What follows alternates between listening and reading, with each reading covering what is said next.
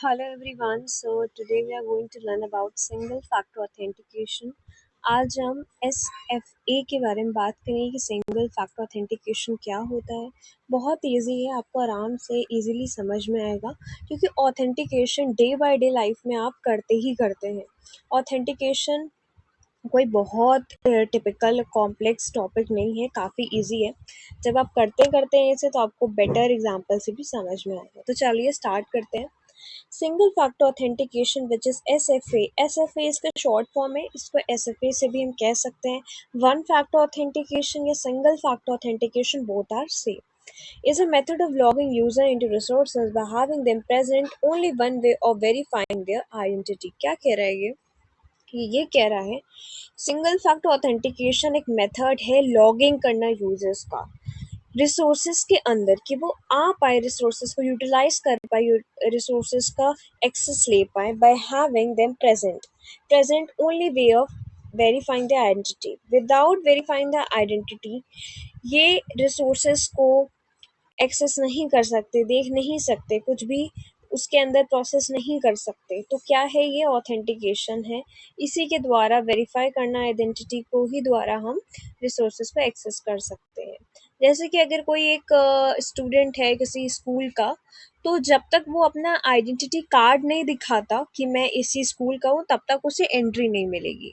तो which means कि वो पहले से वहाँ पे का वेरीफाइड यूज़र है कि नहीं, वहाँ का कॉन्फिडेंशियल आदमी है कि नहीं, या फिर एम्प्लॉय है, या फिर कोई ट्रेनी है, या फिर स्टूडेंट है, टीचर है, कह सकते हैं, वो है कि नहीं, तब तक उसे उसमें एंट्री नहीं मिलेगी। User name and password is dominant form of SFA. Mostly क्या होता है ना, हम लोग इंस्टाग्राम पे लॉग इन लॉग आउट करते हैं तो उसमें भी क्या मांगता है, पासवर्ड मांगता है, आईडी मांगता है।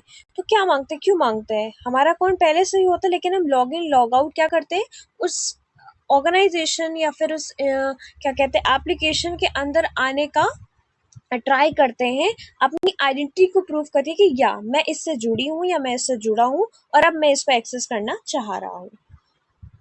अगर आप वहां से जुड़े रहेंगे तो आप शायद ही कोई गलत काम करेंगे। The factor of authenticating users generally take form of either something you know, knowledge, something you have, possession, and something you are। जो फैक्टर है ऑथेंटिकेटिंग यूजर का, क्या क्या फैक्टर्स इसमें मेनली लगते हैं। फॉर्म ऑफ क्या है, समथिंग यू नो, कुछ आपको पता हो सकता है, जैसे कि नॉलेज, समथिंग यू हैव तो आपके पास हो सकता है, समथिंग यू आर आप कुछ हो सकते हैं, जैसे कि बायोमेट्रिक यूज़ किया जाता है, कोई और चीज़ यूज़ कर सकते हैं। और something you know which is knowledge, जैसे पिन पासवर्ड में हम लोग चीज़ें इस्तेमाल करते हैं ना, अगर हम पिन पासवर्ड भूल जाए तो कैसे ही ऑथेंटिकेशन होगा, right.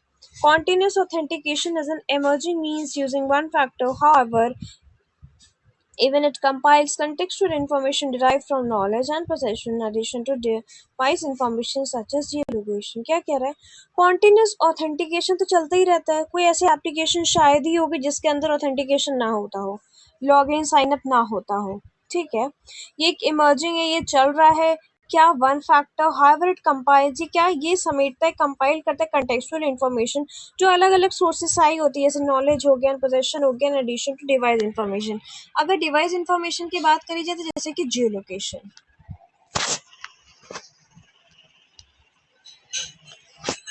As the number one factor, which is SFA method, password authentication relies on mutual secrets between user and online service।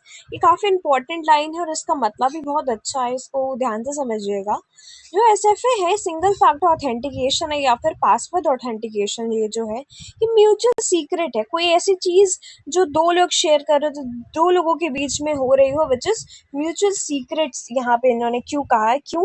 क्योंकि अगर कोई पर्सन या कोई एम्प्लॉय या कोई ट्रेनी किसी ऑर्गेनाइजेशन से, इंस्टीट्यूशन से, सर्विस से जुड़ा हुआ है, तो उसकी इंफॉर्मेशन उस सर्विस के पास होगी, ठीक है, उस वेबसाइट के पास होगी, इस एप्लीकेशन के पास होगी। तो केवल यहाँ पे म्यूचुअल सीक्रेट वर्ड क्यों किया गया? म्यूचुअल मीन्स दोनों के पास एक दूसरे की चीजें, एंड सीक्रेट क्यों यूज किया गया, क्यों? क्योंकि जो यूजर की इंफॉर्मेशन है वो उसी ऑर्गेनाइजेशन के पास होगी जिसके अंदर उसने जाने की इच्छा की थी, या फिर उस जिसके अंदर उसको जाने का था, कुछ एक्सेस करना था, कुछ रिसोर्स लेना था, राइट। इन दोनों के बीच में ही रहे, कोई थर्ड पार्टी यहाँ आके वो चीज़ जान नहीं लेगी। जो इसका पासवर्ड है वो यूज़र जानता है और आपकी जो सर्विस है वो जानती है, तभी वो आपको लॉग इन करने का राइट देती है। Shared secrets have shown to be vulnerable to credential stuffing attacks since users recycle passwords across different services and hackers weaponize passwords from prior breaches against unrelated enterprises. क्या कह रहे हैं? Shared secrets have shown to be vulnerable. जो secret होते हैं ना, इनको अगर शेयर कर दिया जाए, ये जो शेयर हो जाते हैं ना, वो वनरेबल होते हैं। वनरेबल मतलब इजी टारगेट, जिसके ऊपर हम इजीली अटैक कर पाए, जिससे हमें कोई चीज मिल पाए। ठीक है, ऐसी इंफॉर्मेशन, ऐसी डिवाइस जिससे हम अटैक कर पाए, कोई डैमेज कर पाए।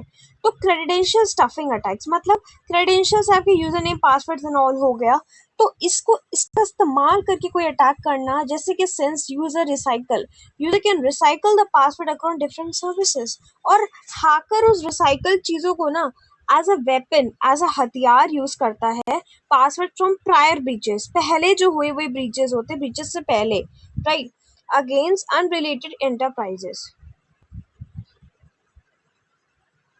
In response, enterprises implement two-factor authentication, which is 2FA, and multi-factor authentication, which is MFA, to add possession factor, often using hardware or software tokens.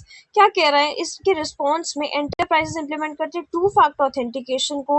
अलग अलग एप्लीकेशंस में हम लगाते हैं ना अलग अलग टाइप के ऑथेंटिकेशन मेथड, कहीं हमने टू फैक्टर लगा दिया, कहीं हमने मल्टी फैक्टर लगा दिया। फॉर एग्जाम्पल, मैंने अपने फ़ोन में फिंगरप्रिंट का पासवर्ड लगाया था कि एज अ पासवर्ड ऑथेंटिकेशन काम करेगा। फिर मैं इंस्टाग्राम पे एक पासवर्ड लगाती हूँ कि इंस्टाग्राम को खोलने के लिए मेरे पास ये पिन होगी या पासवर्ड होगा।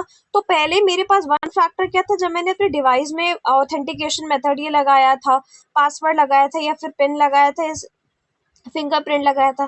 टू फैक्टर यहाँ पे क्या हो गया कि मैंने इंस्टाग्राम को जब इंस्टाग्राम के एप्लीकेशन में लगाया था, फिर उसको ऑथेंटिकेट करके खोला, तो ये टू फैक्टर हो गया।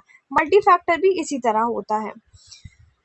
To add a possession factor को ऐड करने के लिए ऑफन यूजिंग हार्डवेयर और सॉफ्टवेयर टोकन्स को, these methods however are friction to the user experience. ये फ्रिक्शन देता है, ये एक अच्छा मूव देता है यूजर के एक्सपीरियंस को, और रिजल्ट करता है पुअर 2FA में, टू फैक्टर ऑथेंटिकेशन को पुअर करता है, और MFA अडॉप्शन और security work around such as sharing tokens. तो आई होप आपको समझ में आएगा। सिंगल फैक्टर ऑथेंटिकेशन बहुत टफ नहीं है, ईजी है। तो आज के लिए इतना ही, मिलते हैं नेक्स्ट वीडियो में।